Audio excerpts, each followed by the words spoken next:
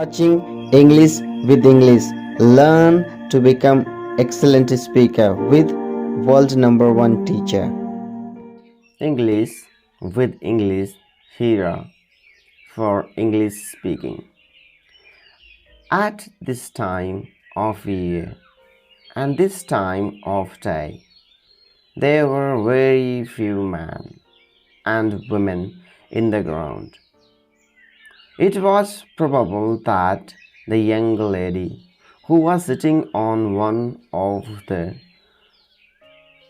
armchair had just wanted to rest for a while and think about the coming spring. She sat there, thoughtful and still.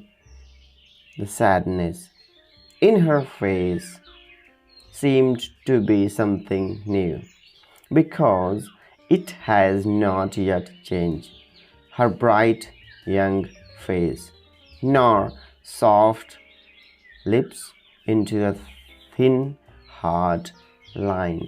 A tall young man came walking through the park. Along the path near the bench where she was sitting, behind him came a boy carrying a suitcase. When the man saw the young lady, his face changed to red and back to place again.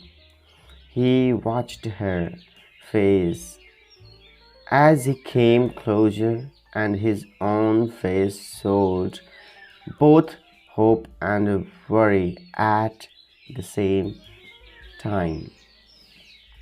He passed her only a few meters away, but she gave no sign that she had seen him, or she even knew he was there.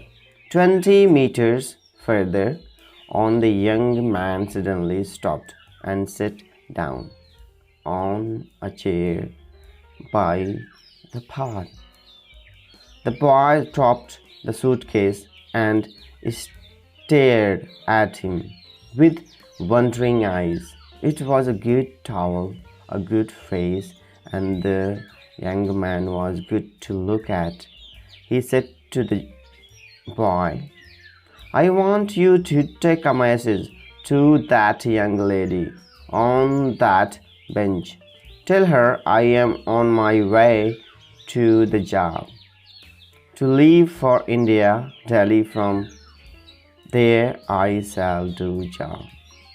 Tell her that, as she has ordered me, neither to speak nor to write to her.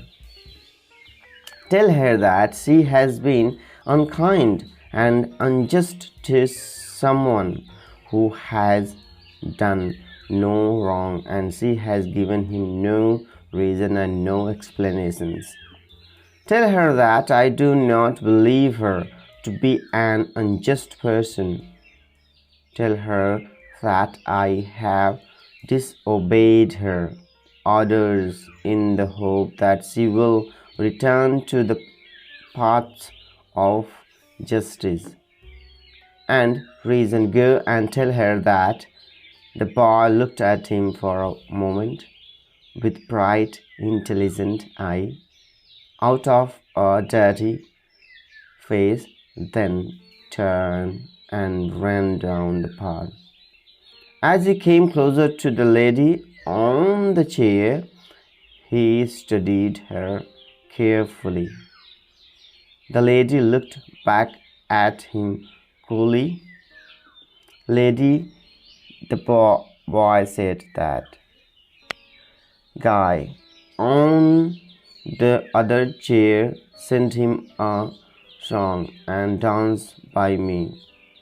If Jim don't know the guy, and he's trying to do some funny business, say the word and I'll call the police in 5 minutes. If Jim does know him and lies all right, then I'll give Jim the song and dance that he gave me. A song and dance, she said in a very sweet voice that seemed to suggest something not at all sweet, a new ideas kind of traveling singer. I suppose I used to know the gentleman who sent, so it will not be necessary to call the police. Oh, come on, lady, said the boy. Jim knew what mean. It isn't a song and dance, really. It's a lot of hot air. He says Jim told him not to send round no more love notes, nor stand around looking over the ground gate. He says Jim threw him out like last year's hot and never gave him no chance to argue. He says Jim told him to go and never said why. The interest in the young lady's eyes did not go away. Perhaps her interest was in the cleverness of the future Mumbai traveler who had found a way to get around her order.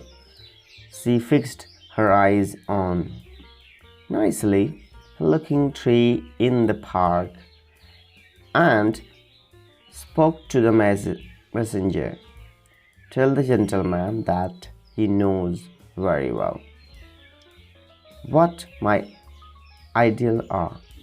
He knows what they have been and he knows what they still are.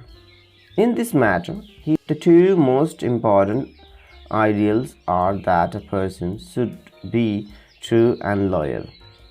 Tell him that I have studied my own heart and I know that it can be weak as well as strong. That is why I do not wish to listen to this argument or to hear any word from him at all. I am not unjust and have never been unjust. But if he really wants to hear what he already knows, you may tell him this. Tell him I saw him and Miss Aramis, the pink man puss. It was a pretty picture indeed, but the proximity told the whole story without the need for a single word. I left the park room at once without the flower and with my ideals broken into 100,000 pieces. Proximity, help me out, lady, said the boy. Give me an easier word, will Jim. Proximity, or if you like, closeness, the kind of closeness that can destroy an ideal in a second. At once the boy turned and ran back to the other chair. The young man's eyes questioned him hungrily.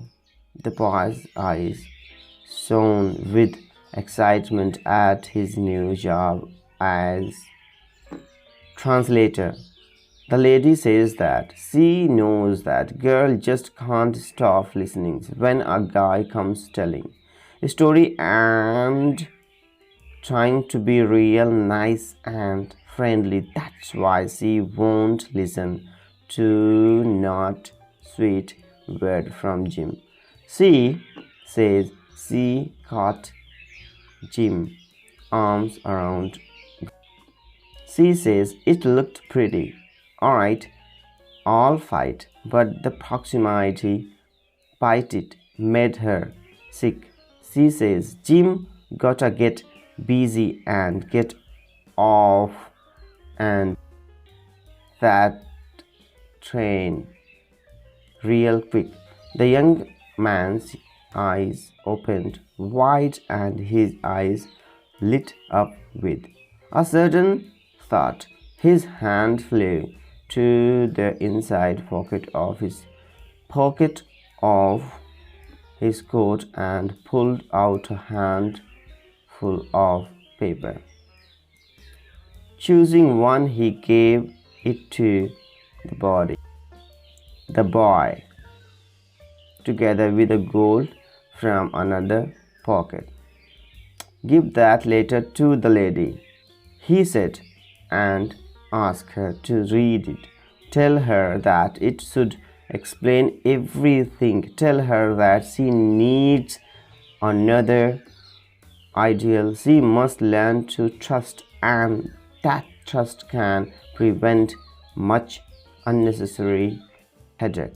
Tell her that her ideals are not broken. Tell her that the truth and the loyal person is still truth and loyal and has not changed in any way. Tell her I am waiting for an answer." The messenger stood before the lady again. "The guy says there's been bad things said about him, and it isn't right. It isn't just. He says he isn't a bad guy, and Lady Jim, read that paper and you are going to see that he's all right." All right. Okay, that is the end of the story. If you really want to speak English, then listen many times. Okay, see you soon. Thank you.